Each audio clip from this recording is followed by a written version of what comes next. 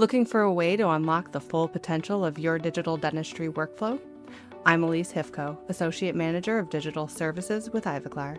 I'm excited to introduce you to CAM Academy, Ivoclar's new in-person training experience designed specifically for dental technicians. This hands-on course explores the full potential of programmable CAM software, helping you take your digital workflow to the next level. Learn directly from Ivoclar experts, refine your skills, and bring new precision and efficiency to your lab. CAM Academy is more than a course. It's your next step in digital excellence. To reserve your spot, visit the Ivoclar Academy website or contact your local Ivoclar sales representative today.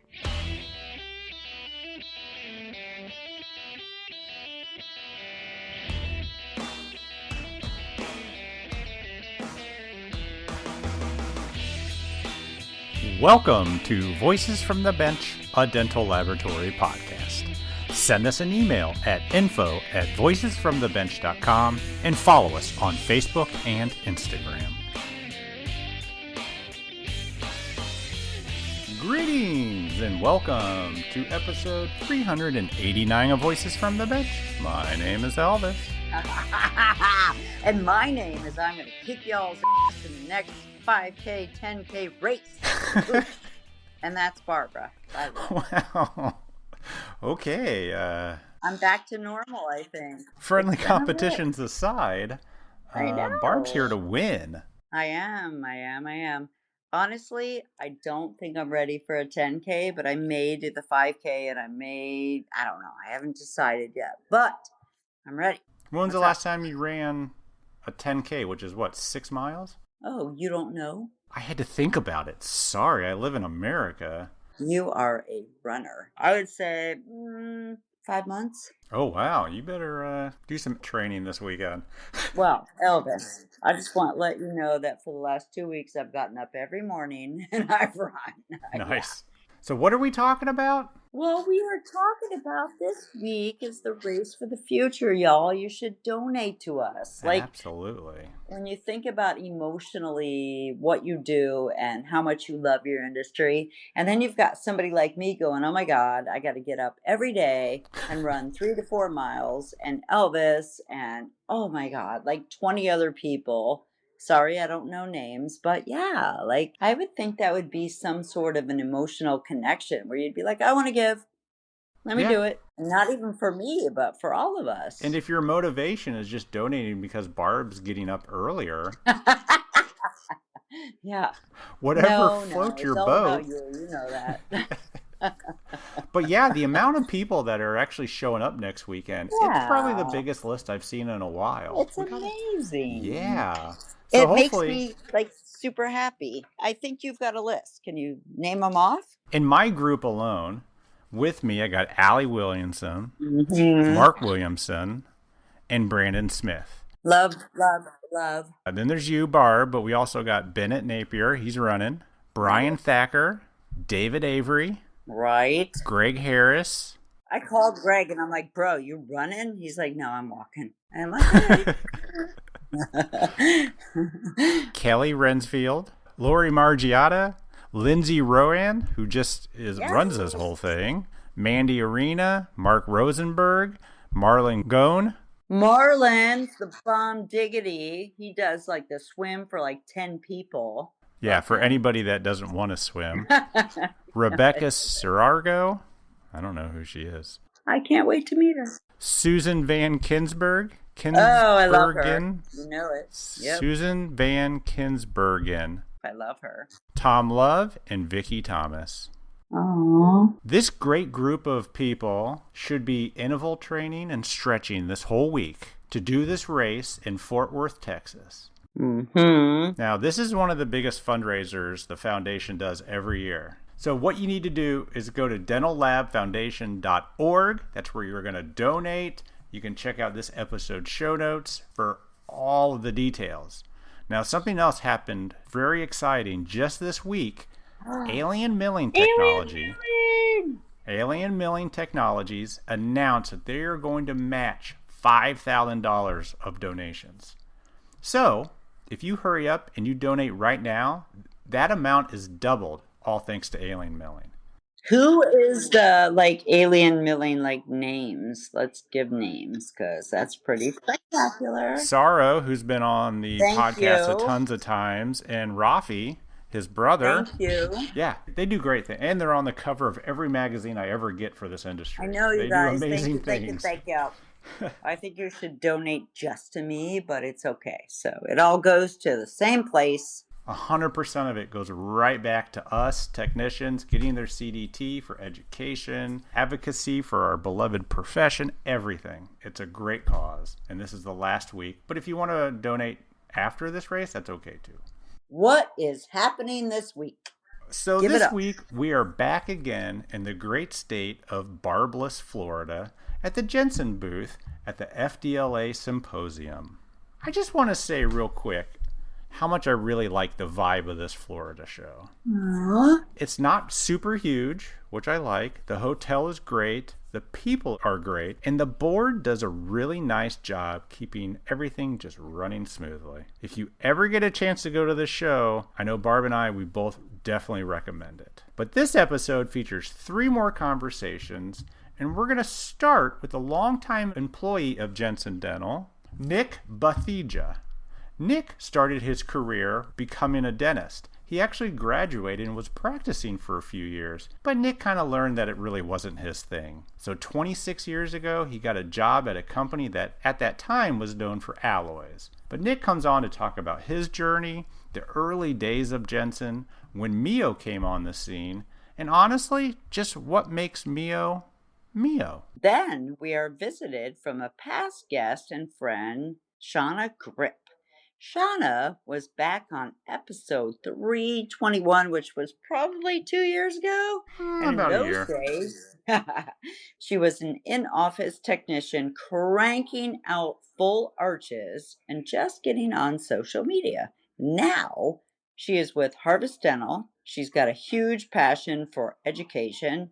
Shauna comes and talks about making the move, using Easy Gum, which is unbelievable, and how she is able to spread love, knowledge, and passion all over our industry, which, I kind of like. All right.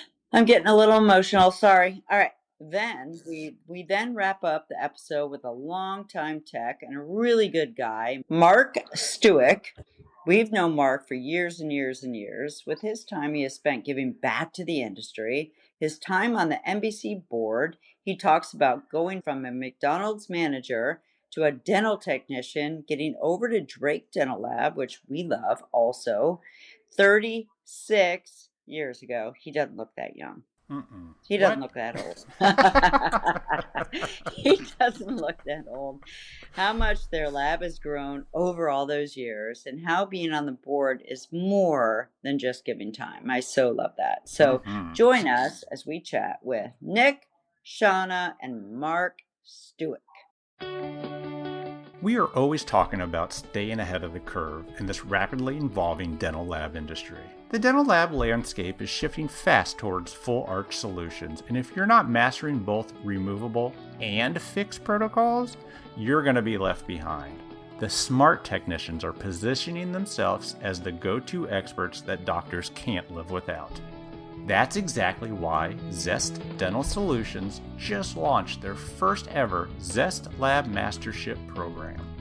It's an intensive hands-on laboratory experience that's happening October 11th, 2025 in Las Vegas, designed specifically for lab technicians who want to become full arch masters. Now, this is a full day of intense training where you'll unlock the advanced techniques that transform both removable and fixed prosthetics from ordinary cases to exceptional patient outcomes. You're going to master the art of creating life-changing full arch restorations. You're going to discover streamlined protocols, and you're going to develop the diagnostic skills that will revolutionize your lab. Plus, you'll get hands-on experience with Locator Fixed. Now, this is the technology that is completely changing how labs approach fixed restoration. You'll become the trusted full arch expert that doctors rely on for their complex cases, and when that happens, your case fees are going to soar. Your referrals will multiply, and your lab becomes the go-to destination for the most profitable patient-preferred treatments in dentistry. But here's the best part. As a Voices from the Bench listener, you're going to get $100 off when you register. All you got to do is use the code VOICESLAB when you sign up. VOICESLAB. Head over to zest.pub/labmasters25 or visit the full calendar at zestdent.com right now to secure your spot. All these links can be found on the show notes, and remember to use that code VOICESLAB to save $100. So, October 11th in Las Vegas could be the day that changes your entire career completely. Register today at zest.pub/labmasters25 or by visiting zestdent.com.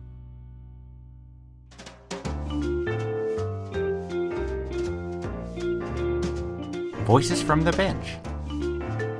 The interview. This is super exciting. Yeah. FDLA 2025, the Jensen booth, MIYO. We have Mr. Jensen himself. Well, I mean, come on. You've you been know, with the I'm company probably, quite a bit. Probably a couple of tiers down from Dave Stein, who is the owner of our company. And, Yeah. You know, Mr. Jensen, who started the company years ago, was, you know, a metallurgist and a refiner of metals. So he probably wouldn't recognize the company today. I bet. I bet. You know, so it's, well, let's introduce yourself. Nick, yeah. how do you say your last name? Bathija. Nick Bash- Bathija. Yeah. Bathija? That's correct. That's an interesting name. Where's that name from? It's Irish Comanche. No.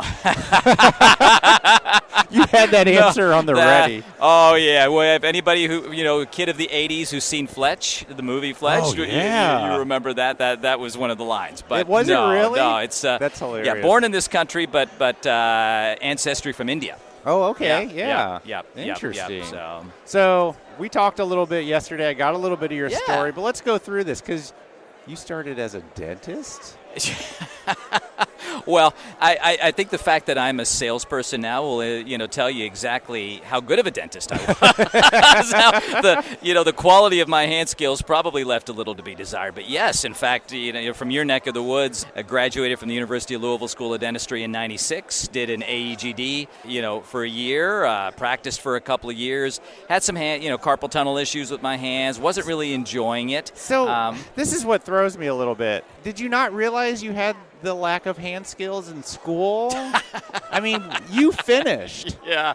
You took on the debt. Listen, I will tell you, my focus initially was I didn't get into medical school, so I was going to do a year or two of dental school, retake the MCATs, and go in.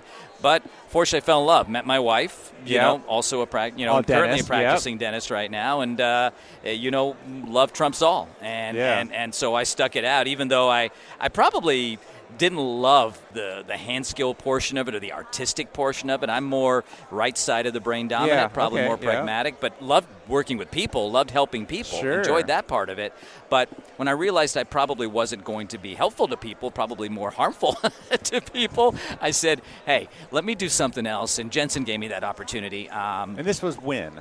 This was roughly 1999. 99. So I've been with Jensen, going on 26 years. And back then, I mean, obviously MIYO was not a thing. So what was Jensen? The focus at that point for me was going to be mostly prospecting for new business, but also kind of a cross-reference to doing some lecturing on articulation and occlusion. With my background and having that background as a dentist, I would travel to Seattle study clubs and lecture on the Artex product, which we were selling. It was an Amann Gierbach manufacturer product, but we were the exclusive distributor at that point in time. So the semi-adjustable articulator, fully the big semi, went to dental schools and lectured, went to Seattle study club groups, and so that was kind of my thing for a while, and then I rose to the role of regional manager in the late 2000s, 2008, 2009, and I've been regional sales manager in the Southeast region and in Eastern Canada since then. So how big was the company when you started?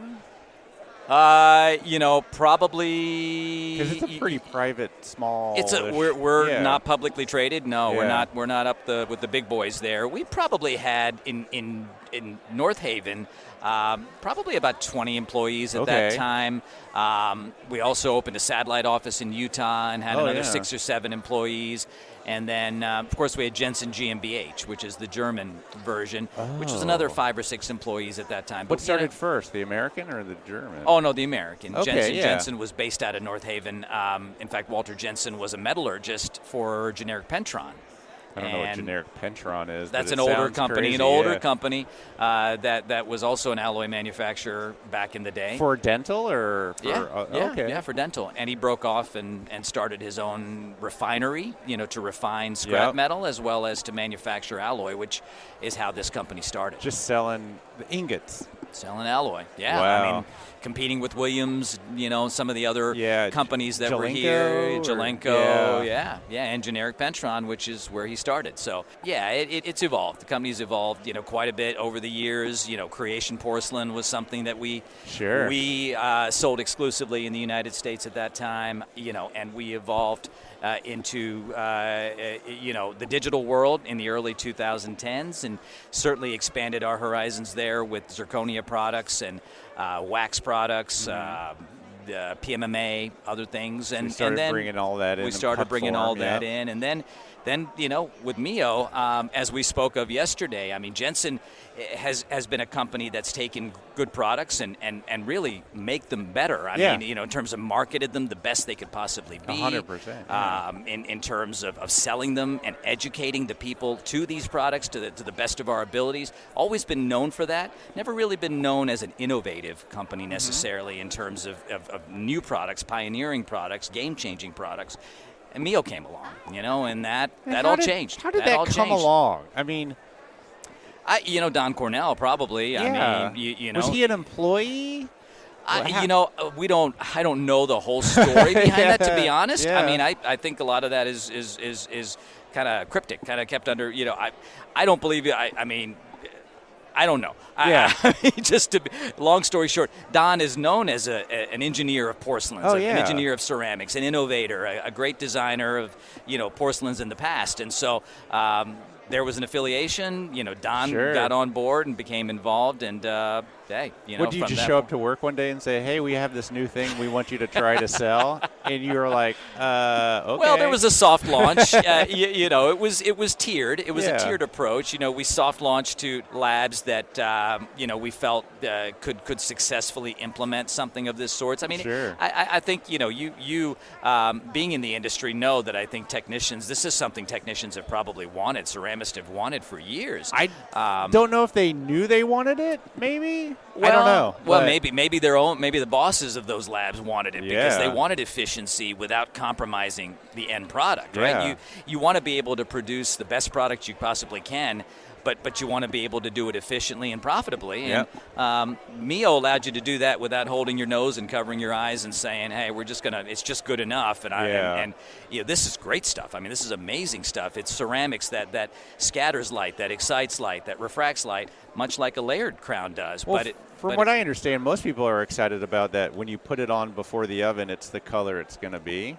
Well, the what you see is what you get element. As far as I know, this is like the only material. I mean, when it came out, it was definitely the only material at that time that had a what you see is what you get element. It had the same refractive index wet as it did dry, so that what you're putting on, you could do chairside shading and know with confidence that you've hit that shade, that you've got that characterization, and no color properties are going to change when you pull it out of the furnace. Yeah, I mean, I'm not a ceramist, but I remember looking at years ago, and they're putting on blue and yellow, and I'm like, what the? It's supposed to be white, and it kind of, it kind of came on at a good time. It kind of the advent of labs bringing on people from outside of the industry that understood computers, that understood software, and this is an easier tool to teach, an easier resource to teach somebody that doesn't have a ceramics background because your eyes don't deceive you. Your eyes see what they see.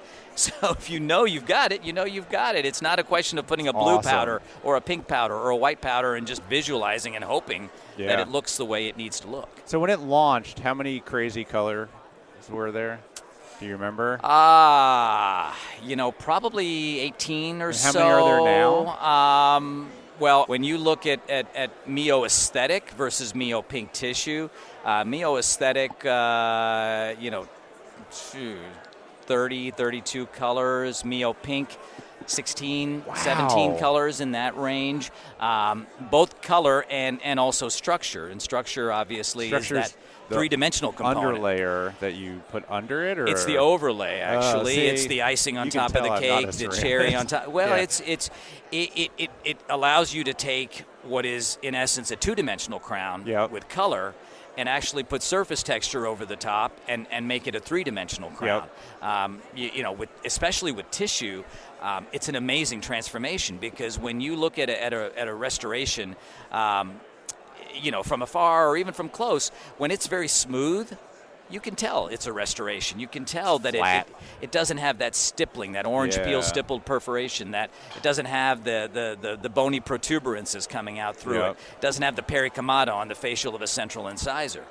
You're able to do that, without jumping through hoops, like you typically would have to do with doing a normal pink tissue ceramic, a layered ceramic. 32 layers. Don't need 32 layers or 32 bakes. That's the worst thing, because what we feel that MIYO has done is, because of the ability to hit your shade and do it with minimal layering. I mean, you're never really putting more than 0.5 of a millimeter of ceramic on a case. Oh, wow.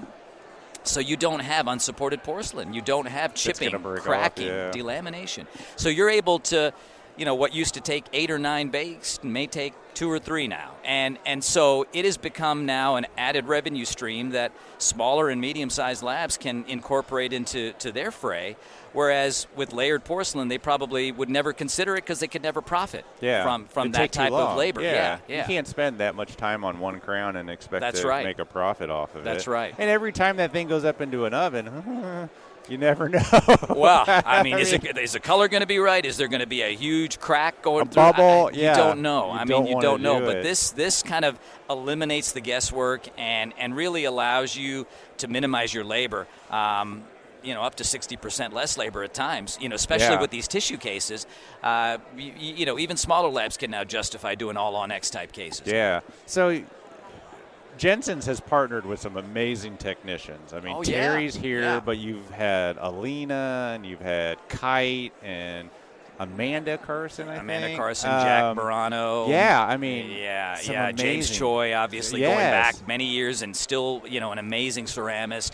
Bart Cothran, this is his home base. Yeah, he's not here so this year. many amazing people. Like I said, we've got a kind of an eclectic collection of ceramists. Some that are, the high-end oral design creation types, from years ago, old, from yesteryear and ages ago. And then we've got guys that understand, the balance of quality and production, like Bart, who these are guys that are working it every day, and they're some are in-house with prosthodontist and dentist. Others are working in production labs. Others, are doing their own thing. But I think that kind of variety helps us outreach to a variegated or multiple number of ceramists that can certainly benefit from using MIYO in many different ways. And I know we talked yesterday about how I think when this product came out, there was kind of a feeling of this product threatening, established ceramist.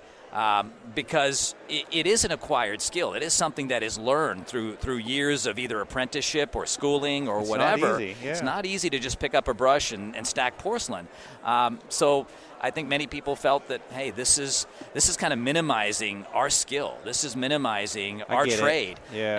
And you're now letting a stain and glazer do what we're doing. But I think over the course of time, owners bought in right away to the whole concept. And I think over the course of time, especially with structure, I think they realized that you still have to have a skill set, a knowledge of morphology and anatomy to be able to create this type of Michelangelo work that you see behind you here. The audience can't see it, but what I'm talking about. Yeah. So, does this hit all three: better, faster, less expensive?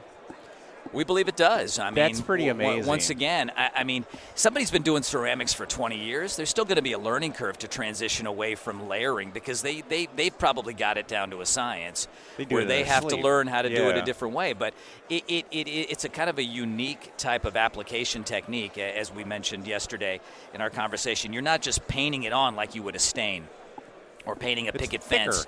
Yeah. It has a little more viscosity to it, but the thing is this is not a stain, so you can actually take color and float it on top of color. You can take color and float it on top of glaze.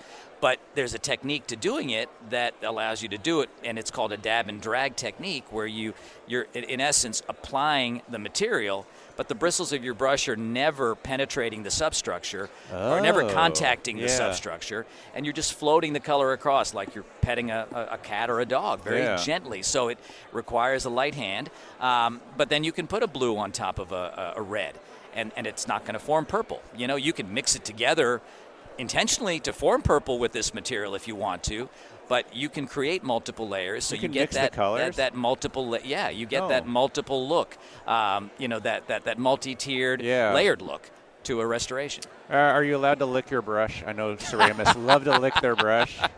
As long as it's your brush, don't lick another.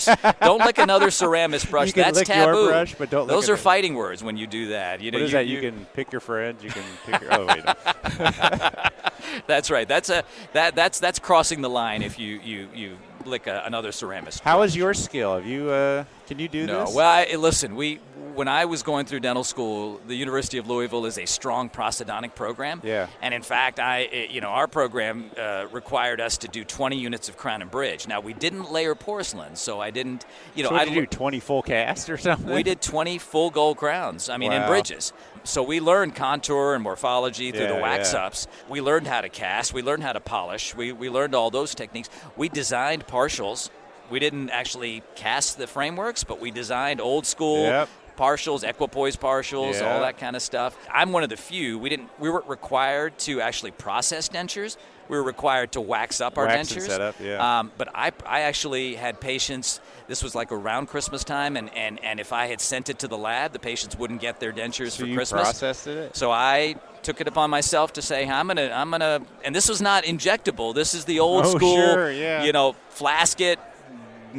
Boil it, hit it with a mallet, burn it out, hit it with a mallet, and then the polishing. Oh my God! I mean, you talk about a painstaking operation. So I've had experience with that, but ceramics, it's minimal. We did some work with creation, in my training when I got on board with Jensen, but no, I've played with this a little bit, and I'm probably comfortable enough to say that even I could do it, which should give confidence to any technician or stain and glazer out there, because we've already talked about my hand skills. So. I need to try it sometime, because if I could do it, anybody could do it. You should do it while you're here. Yeah, do it while you're here, Elvis, because it's a good opportunity to kind of get a feel for the product, and really, it truly is an amazing, game-changing product, and the what you see is what you get element is a big part of that. Well, I mean, Barb, who's not here, unfortunately, huge advocate for it. She is a huge advocate, And I'll tell you, I mean, sometimes on this podcast, it becomes a MIYO commercial just from our guests speaking so highly of it. Yeah. And it's not intentional, but it is what it is. Well, I think when you look at the turn of the century and the products that have been innovative and obviously Emax and obviously zirconia itself, starting with lava and then evolving over to multiple forms of zirconia. I think you put MIYO, and I know we're tooting our horn here, we're being as you should, but this is one of the inventions of the 21st century in dental technology that has been a true game changer. And when did what year did it launch? At Chicago? 2017. Well, Chicago was Chicago 2018. 2017 as a soft launch. Yeah, so 2018. I remember that lab day. Yeah. I remember the buzz being, is it MIYO or MIYO? Yeah, well, we basically told everybody it's make it your own. You can call it what you want to call it. So tomato, whatever you prefer to, whether you're British or American, it's whatever you want. Well, so it is. MIYO is an acronym for make it your own. So I remember when somebody brought that up on the podcast, and nobody had any idea that's what it meant. Yeah. And it blew all of our minds. Well, and I think there's also a Japanese translation to it as well that means beautiful. But I think vision, our marketing's vision, was that make it your own because it appeals works. and basically goes across all limitations and constrictions. It not all things to everybody, but it's something to everybody. Yeah. That's what, if you want to use it to replace stains, you can use it to replace stains. If you want to use it to add a contact, you can use it to add a contact. Yeah. If you want to use it to replace layered ceramics, you can use it to replace layered That's ceramics. awesome. So it depends on whether you want to dab your toe or dive completely in. How many of the names did you come up with? The names? Yeah. No. Well, no. I'm they didn't, fascinated by them. I don't understand them, but they're amazing. It's like a Thundercloud it's like a moss it's like and- a Crayola 64 box. Not Yes. it's what it is. It's That's not a great it's not the analogy. minimized eight the big fat crayons that are red, blue, orange. No, Yeah. this is it had to be a wine drinker because you got That's you so got true. it had to be somebody. So I would imagine it took somebody who was definitely a creative thinker. But the colors are the palette, the tissue palette is incredible. It is. I mean, it's one of the broadest palettes of color I've ever seen for tissue. Oh, it's, and then I even mean, the teeth colors. I it's mean, almost too much. you know, what I but mean? it was 64 colors. I mean, that was always a thing. Hey, if you were in kindergarten or you were in second grade, you wanted 64. You didn't want with wanted the your sharpener parents on the with the box. sharpener on the box. So you want to have that variety. And Yeah. and yeah, I mean, is it going to be? Are you going to use 32 colors every day? No. But you have that you're going to run across some cases that require more of a Earthy undertone. earthy undertone or maybe more of a hazy, cloudy translucency on the incisal where you pick smoke.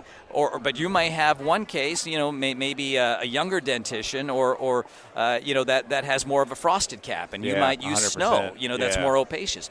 You might use storm in an older dentition that the has names. translucency. I mean, I tell you, it's if you're an artist, it tantalizes and titillates because you've got so much at your disposal that you can work with. You ever talk to somebody and you're looking at their teeth, you're like, there's a little moss in there. Absolutely. Absolutely. There's you feel bad for them if there's a little moss or there's a little garnet, because usually that's like an A4, C4, D4. Yeah. Those aren't the nicest shades to replicate, right? I think the next shade you all need to come out with is coffee.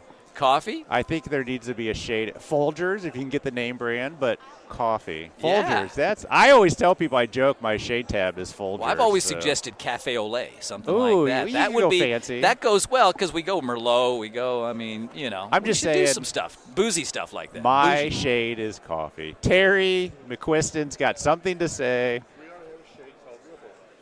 What? Ripple? Terry. You're not allowed to come back on. Well, Nick, This is a family program. All thank right, you so Terry. much, Nick. Oh, we appreciate it. the opportunity to work with you, to be at this booth. Well, as when we had the opportunity, when Kevin came to me and said, "Hey, can we make this work?" I said, "Absolutely," because once again, I think you're one of the great mouthpieces for the industry, for dental technology. We'd love to hear what you have to say, and if we can bring people together and certainly impact them in a positive way and have them speak to you about it, then I think it's a symbiotic relationship that I think is going to help all of us. So I love it. Yeah, we appreciate you. Thank you. And everybody, go show some love to Jensen. Get some MIYO. Thanks, you. Nick. Thanks. Appreciate it. Check. I hear you. This is so exciting. Yay! FDLA 2025 at the Jensen booth, the makers of MIYO. And I have an old friend back who just said, a year ago? Yeah, it's been a year. Shaana Gripp. Yeah, I remember the last name. you did it. How are you? Amazing. Yeah? Amazing, yeah. Lots of change. big time changes. Let's see. When I talked to you, you had a beautiful upstairs lab. Yeah. Doctors were downstairs? Yeah. Yeah. 4 you had- locations. Yeah. And you were just pumping out Mhm. full arch.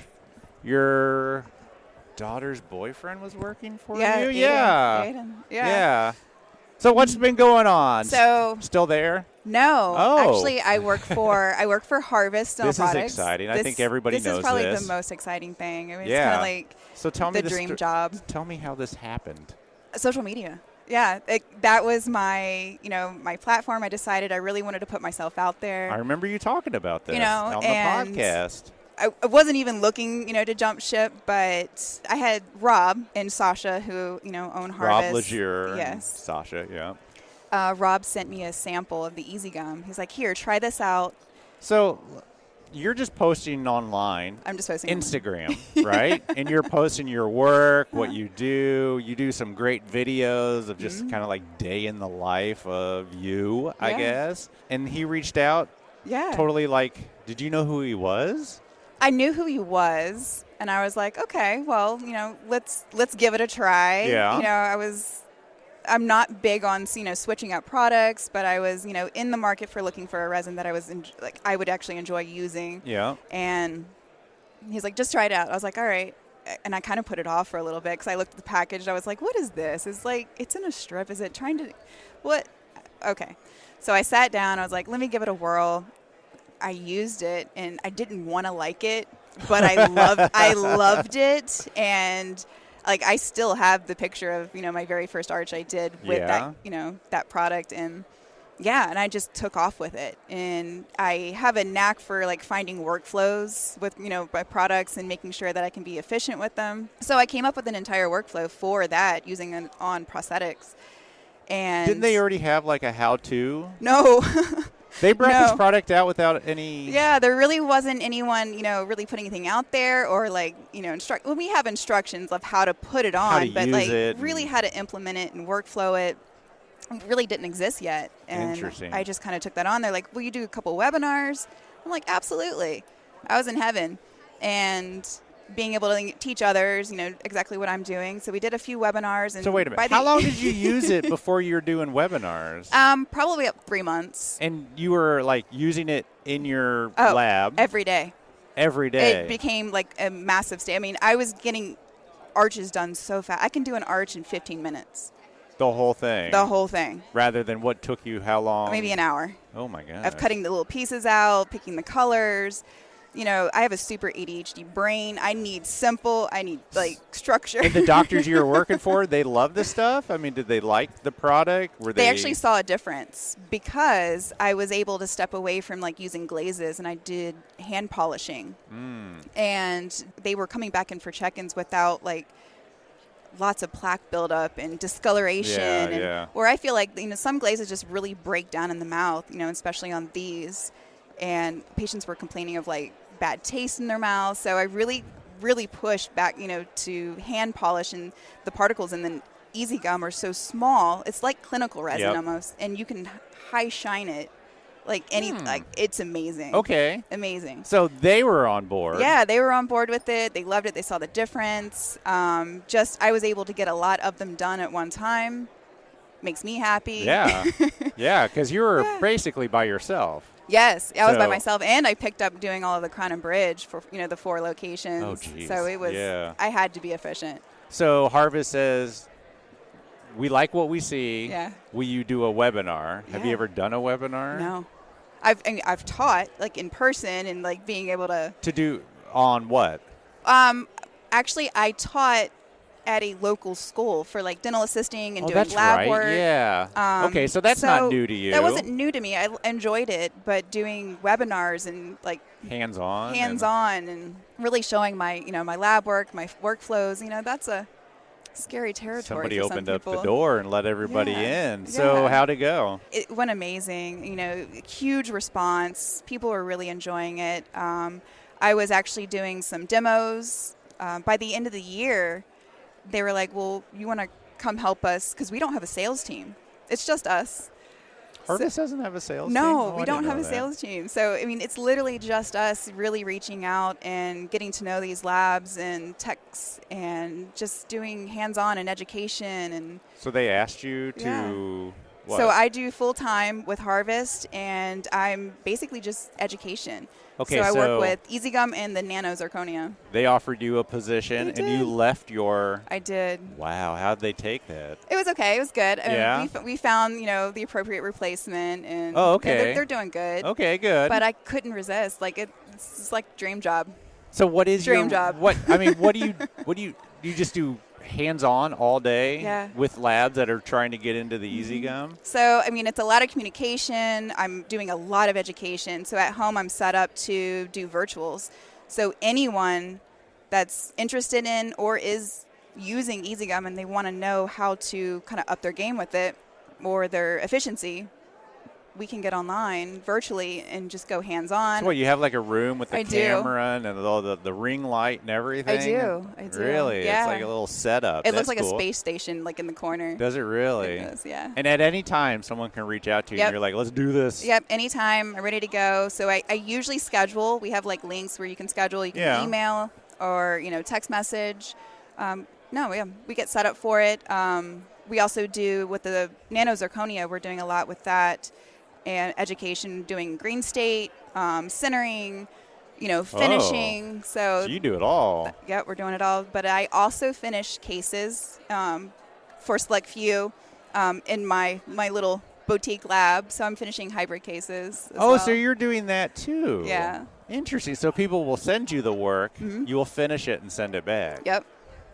How much are you doing that a lot or? Not a lot. I mean, it's because I travel and I'm really kind of focused on making sure that we're putting the education out there, but I'd still like to have my So are you going to my labs hands and on stuff? Yes, we're going to labs. We can do one-on-ones or we can do group, but a lot of it is virtual because it's fast, it's easy. We just get Cheaper, you in, yeah. and I just can work side by side. You're doing it, I'm doing it, so I can show you all of the tools that I'm using.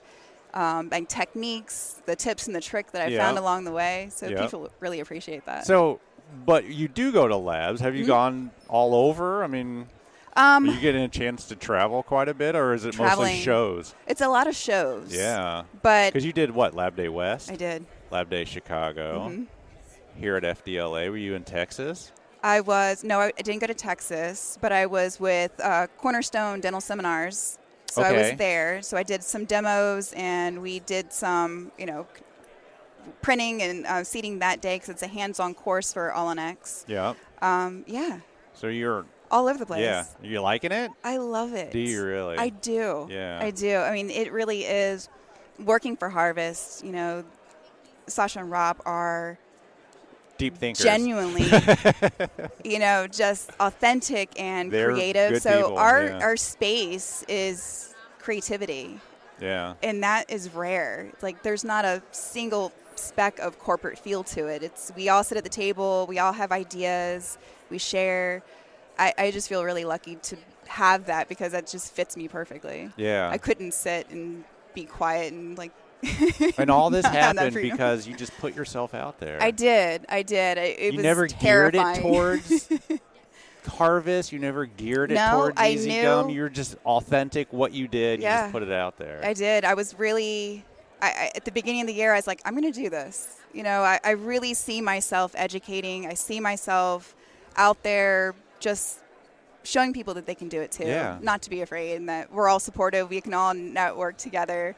And I have a photography background, so I remember that. Yeah, kind of get those photos and the videos. You're very good with that, by the way. Thank you. I mean, I don't know how you do it. But it's good. Yeah, the videos that's new for me. So me being in front of the camera was terrifying. Yeah, but I'm getting more and more and more used to it. I think it's important to note that you didn't have 80,000 followers. No, it's not about. No, it's not. Quantity, it's about quality. Yeah, it definitely is. Yeah. A lot of my followers they engage. I get tons of messages and questions, and I love answering those and having those relationships. Every show that I go to, I come home with 10, 20 new friends that, generally we had conversations, and that's great. I know where they're from and what they do, and so it makes a difference. And you're versed in all products Harvest now? Yes. I mean, what are some Super Peg? I always thought was a great product. Speed polish is literally like the Swiss Army knife in my pocket because I use it they reformulated it. It used to be super pasty. Oh, now it's different? Now it kind of feels like a soft compound stick. Interesting. So it's a higher density diamond. So you can use it on metal, zirconia, lithium, PMMA. You can use it on everything. Interesting. Yeah. I didn't know they reformulated it, so that's nice to know. They did. The brushes. So literally my favorite is I'll go hunt somebody down for it. The hybrid fusion brush. By Harvest? By Harvest. Their tips Yeah. are actually magnetic, but the number 6 is the sweet spot one. I use it with my MIYO. Oh, yeah, I do. Interesting. I do. I post about it a lot, and it's perfect. So what? Harvest zirconia, but MIYO on top I do. of it? Yeah. Nice. So most of my cases are all MIYO, all my zirconia cases, and I still post and do a few of the Easy Gum because Easy Gum is certified. We can use that on a definitive restoration using zirconia. And so wait a minute. Easy Gum is for PMMA and the final? Yeah. So it was created intentionally with zirconia in mind.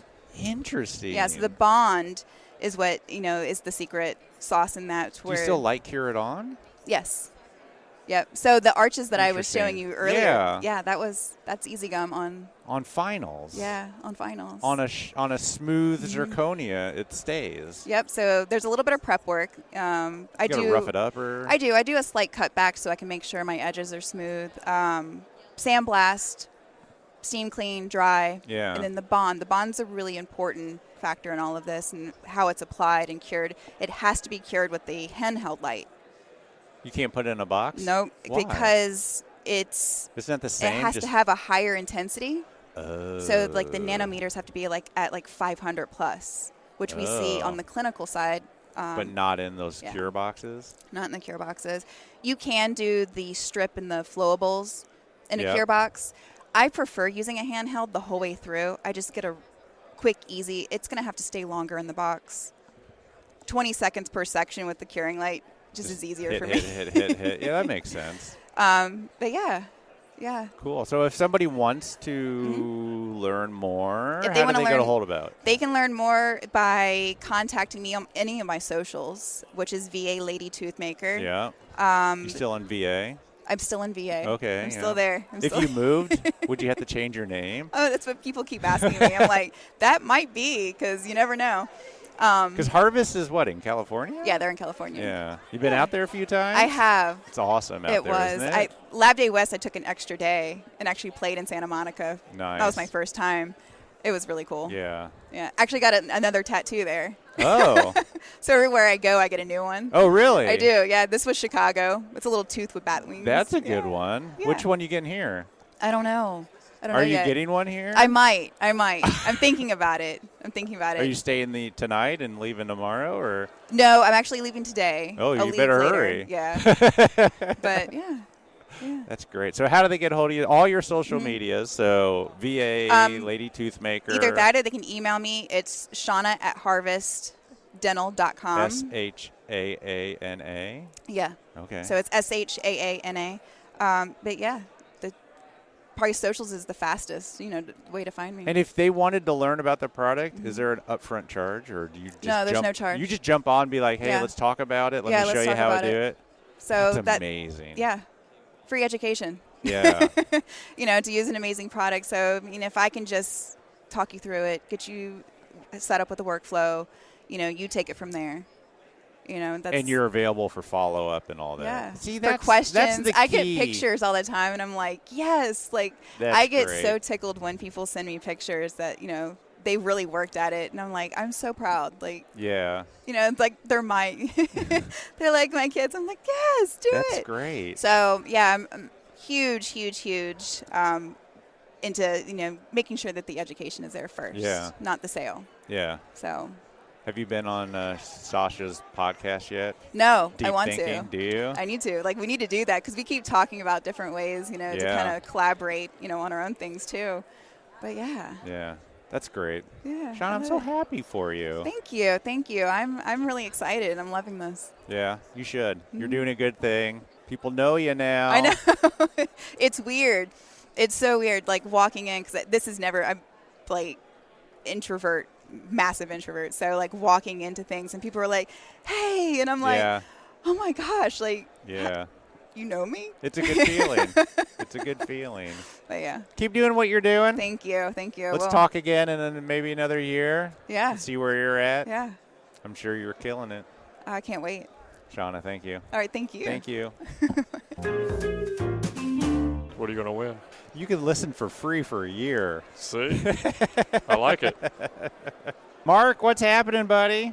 Just hanging out, having fun with you. Mark Stueck? Close enough. Well, how do you pronounce it? Stueck. Stueck. Stueck. Here we are, FDLA 2025, the Jensen Dental booth. Mark Stueck from Drake Dental Lab. You got it. What's happening, sir? Man, I don't know. What the hell are you doing down here? Visiting friends mostly. Yeah? Looking at some of the attractions and spending Like time Disney with you. and stuff? Shoot, no. Attractions like all the shows, and the I see. seminars. Yeah. Those are attractions. Yeah. So tell me, Mark, you've been with Drake for quite a bit. 36 years. 36 years. Tell me your story. How did you end up there? So actually, the way I ended up at Drake starts off with how I ended up in the dental industry. Yeah. I was managing a McDonald's. Managing a McDonald's. Yeah, I was 19 years old, and a friend of mine I used to go At to school. 19, you were managing. Yeah. So a friend of mine I went to school with was working at a dental laboratory as a sales guy. Okay. And he called me and he says, "Hey, man, you want a job that's 8 to 5, regular hours, making this much money?" I'm going, "Heck yeah." I said, "What do I need to do?" He said, "You're going to be driving a car and delivering cases." Oh. I said, "Do I have to drive my own car?" He said, "No, you drive a company car." I said, "I am all over driving somebody else's car, making money, working 8 to 5. At 19 years old. At 19 years old.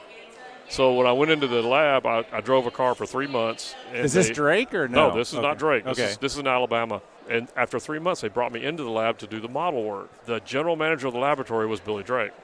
Oh, wow. So he was my first boss in the dental laboratory in 1980. I didn't realize I guess it makes sense he worked somewhere else first. Yeah. Yeah. So he worked there. And How was he as a manager?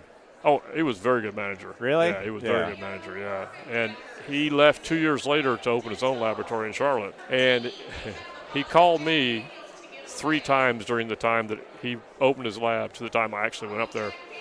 And I was never like one of those job hopping guys. Yeah. So plus you would have to move, right? I got to move. Now that's a lot. You must have been a hell of a model technician that if he wanted to bring you up there. I was a metal finisher at that point in time. Oh. So and he called me once. I said, "Nah, I'm okay. I'm good," And he called me again a couple of years later. "Nah, I'm good."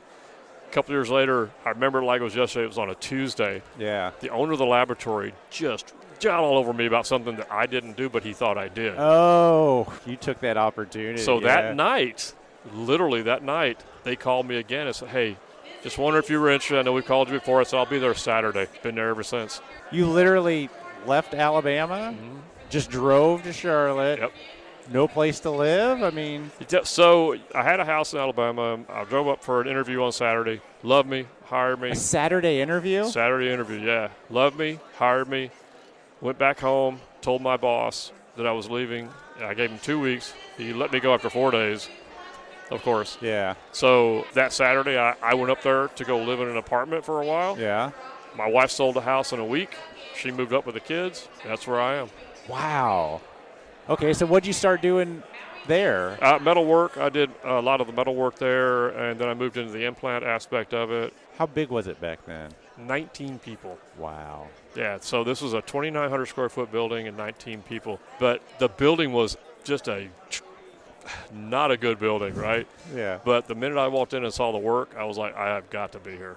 I have to just be here. Just the quality of work? The quality of the work was intense. Really? And it didn't matter where you worked. It was what you put out. Did Billy Drake pull people from other? Yeah, he had quite a few people from Alabama at that point in time. Oh yeah, I imagine quite a few people came. He cherry over. picked. Yeah. It was funny with that, but yeah, we had 19 people when we started there, and we moved out of that lab a year later. Oh, a year later. Yep. And he just exploded with. Oh yeah. Yeah. And within 10 years, we had 75 people. And then we had to move out of that building and moved into the one we're at now, which is 33,000 square feet. Wow. So what, did he start as full service or was it just fixed? Yeah, it was always full service. Always full service. What did Billy do? What was his He was a ceramist as well. Was he? Yeah. Okay. But the lab he bought was actually a partial lab. And so when he bought that, he still had all the old removable stuff there and just really focused on bringing more of the ceramic stuff in to coordinate with the. So he bought out stuff. An old lab. Yeah. What was the name of that lab? Do you remember? I don't remember exactly. I know it was started in 1956. Really? Yeah. And so, wow, that's cool. Yeah, I didn't realize that. Yep. So you came in, started doing metal work, getting into implants, just I've started in metal work, did some implants, because I did ceramics and all kinds of stuff when I was in Alabama. Yeah. But when I moved up there, that's what he needed. So I started he really doing wanted implants. you. 3 times he called you. You must have been a hell of a technician. I don't know about that, or I guess he saw something. I guess. How's that? He saw somebody that's going to stick around for yeah. 30 years. So, yeah, I did that, and then eventually he said, you know what, you're pretty good. Let me just move you into the quality control area and see what's going on there. And that was 2003. I moved into quality control and calling doctors, checking the work, and I've been doing that ever since. You've been doing that since 2003? Yeah. Do you like it? Yeah, for the most part I do. I hope. Yeah. No, I hate it. It's amazing how much the industry has changed. Oh, sure. Especially the dentists. The only reason I say that is because I remember when I started, the dentists were king. They knew everything. And unfortunately, with the technology and everything that's come out, they've kind of fallen behind from that. So now we're very important to the dentists, which makes us a lot more valuable. On us. Yeah, it makes us a lot more valuable. So how many calls you doing a day? Just all day, every day? Probably anywhere from 80 to 120. A day? Incoming and outgoing, yeah. Holy schmoly. Yeah. That is a lot of calls. So calls, manage the laboratory, QC the work. Is that your role now, the manager? Yeah, I am. Yeah. I'm lab manager of the. And how many people now? We're probably just shy of 100 right now. Wow. Yeah. Wow, you're a busy guy. There are days. There are days. At my age, I don't like working as long as I do, but this it is is a what it podcast. is. No one can tell. You look great for 30. 36 years. I was actually started when I was -6. And you're big into the NBC and getting your certification. When did that all come about? That's a whole different story in itself. Yeah, just because I received my CDT in 1989. And the reason you were still back in Alabama. I was still back in yes and no. Oh. So the owner of the laboratory I worked at said anybody that wanted to start their CDT, I will pay for it. And so I'm like, hey, why not? I've been doing it long enough. I figured I'd try. So I went and I tried, and I did all the testing. He paid for all the testing there. And then Billy called, and I moved to Charlotte. And a month after I moved to Charlotte, I received my certification. That guy paid for it. So he paid for it. That's hilarious. Yeah, so Billy had it. But I never really thought a whole lot about the CDT. I didn't really think much of it. Yeah. And then when the board came up and said, hey, we're looking for people to come on the board, I said, you know what, I'll see what it's like. Yeah. I had no idea what the CDT meant until I went to the board. So when did you start with that, getting on the board? I was on the board about 10 years ago is when I started, and I was on it for 8 years. Yeah. And it opened my eyes to what the CDT does. Sure. It was absolutely amazing what that group of people does and what they bring to the industry. So that's interesting. You had it, but you learned more about it when you started participating in like the behind the scenes. Yep. What did you learn? What you didn't already know? Well, I just thought CDT was a piece of paper. Black piece of paper he had on the wall. But now that I learned that the CDT, what they do with the CDTs and what they project out into the industry and what they project out to the dentist, it was so much more. And what went into the CDT. Oh, just hear it, because I know BARB participates in the questions and stuff. Just that process. Yeah. I'm like, because I had actually done a few of the, when they do go down and take the test and you check the questions, and I had done a couple of those before. And I thought, this is kind of interesting. And that's when they said, hey, you want to be on the board. But that had nothing to questions. That was one thing. But actually being on the board and just seeing what everybody does and how much work they put into it and what they think about. I mean, just being on the board, we changed all the testing, went to computer testing, went to all of that in the last 10 years has changed the board completely. It had to have. So you're welcome. But thank you, Mark. But, there was a lot of change while I was on the board, just not because of me. I'm just saying while I was there. You're part of the team. But, and a team is a very good word for that because it's amazing what they do together. And you have people that roll through. Every year they roll through, but it still stays consistent or gets better every single time. Well, you're there during the whole time it switched from having to travel 3 states over to take a test. That was you. Where'd you go? Do you remember? So I remember. So when I took my CDT, I did mine in Texas. So that was. So you went from Alabama to Texas to take the test. To That's take my still test, a heck of a But I remember like it was yesterday. We were sitting in a room, and it was August, and we were going over all that. And somebody mentioned something about having to travel for the CDT test and all that. And I said, "Why are we doing that? Why don't you figure out a way to have them do it in their own lab? Because people traveling around." You came up with this idea? Depends on who you talk to, but all right. But I'm sure Rachel is quivering in her boots right now. Yeah, we get you. But I just remember because I know who was sitting next to me at the time. I said, "Why are we traveling? Let them do it in their own lab. Yeah. Figure out a way." And Rachel and their whole team just came up with this phenomenal way of doing it. It took a little while, Sure. but I mean, it's just, and I think it has done wonders for people being able to take their test. Yeah. Absolutely. I remember we've heard stories of people like taking their oven somewhere, then they get there and they can't get it working again. It breaks something they have in the lab. Yeah. I know. The comfortability of being in your own laboratory is totally amazing. But the thing is, as old as I am, I remember when the CDT tests were taken you would do your work at your lab and send it in. Oh, yeah. So I even remember that. Yeah, I just kind of combined that to where now you can be able to, I'm not saying but the NBC board, combine that to where you could actually take your test at your lab, but it's monitored now. It's not like you got somebody else doing it, you don't even know it.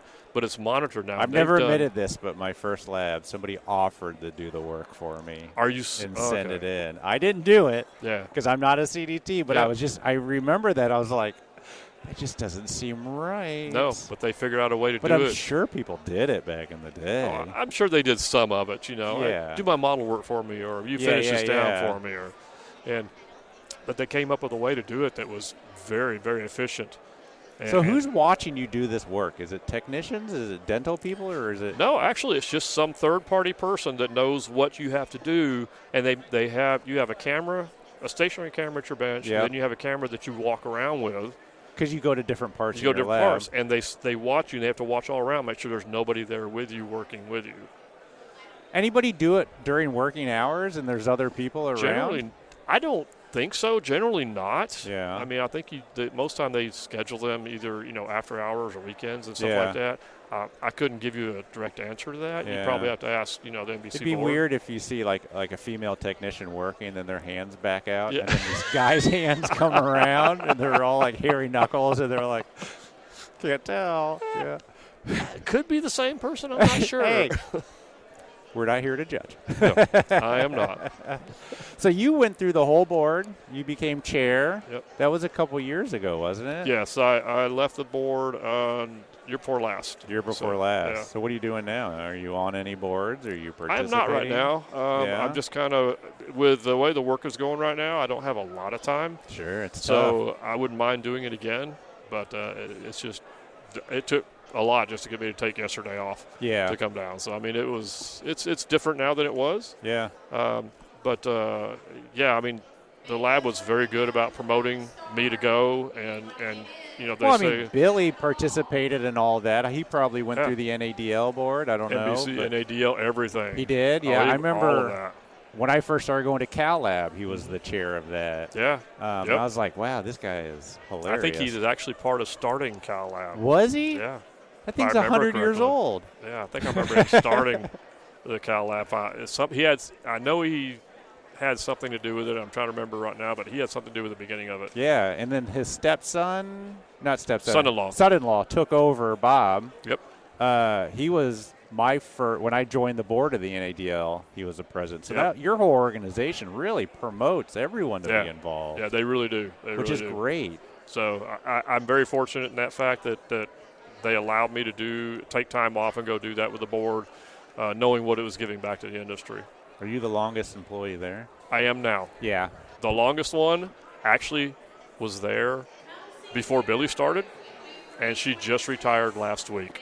Last week? Well, congratulations. I made it. Okay, I'm done. And now Mark retires now. But, yeah. So that's insane. So she was there at that lab that he bought out, and she was still there this whole time. Yep. What was she doing the whole time?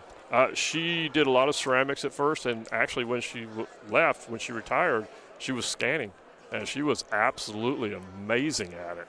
I mean, it was Really? unbelievable. Yeah. She just wanted to keep working. She just wanted to keep going. Yeah, good for her. Yeah, granted, she only worked 4 days a week, but still, Yeah. it was like one of those, I love what I do, and I want to keep going. I want to keep coming in. That's awesome. So. And does Drake, do they promote CDT? Oh, absolutely. Yeah, you pay for it and Absolutely. you push it. And, Absolutely. And the big question is, do you pay the people more after they get it? So after they get their CDT, we don't have anything in there right now for extra pay afterwards.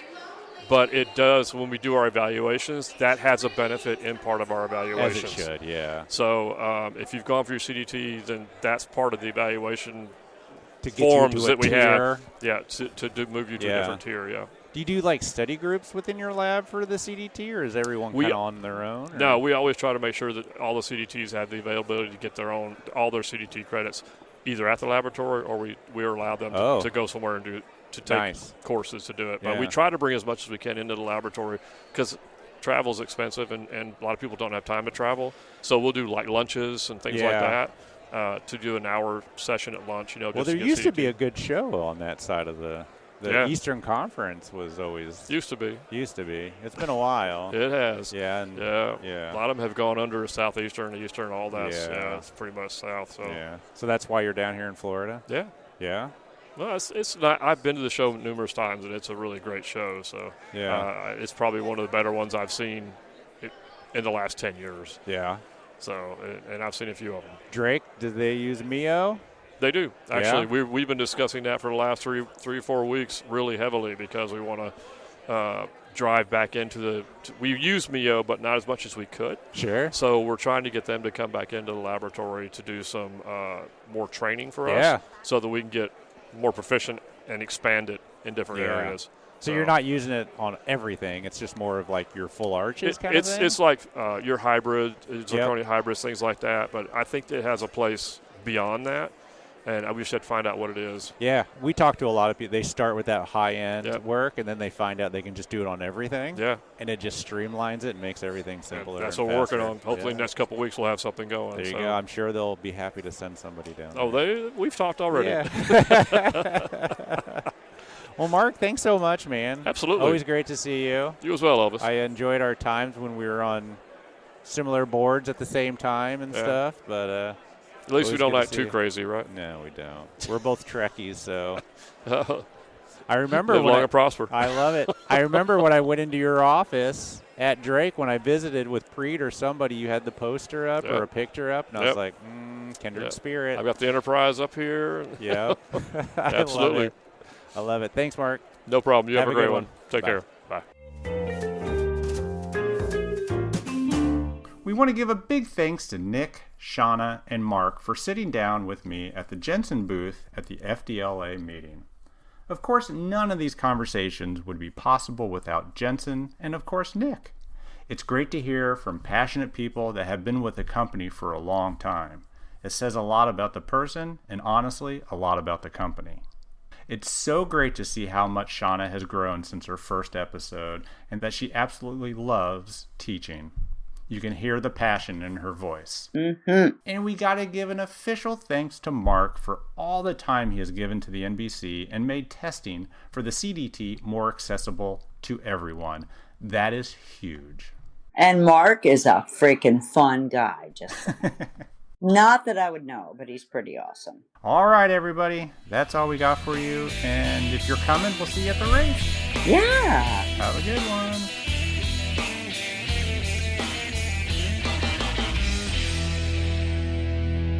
This is podcasting gold right here. It is. Because I'm like, what the Elvis? You can do it. The views and opinions expressed on the Voices from the Bench podcast are those of the guest and do not necessarily reflect the official policy or position of the host or Voices from the Bench, LLC.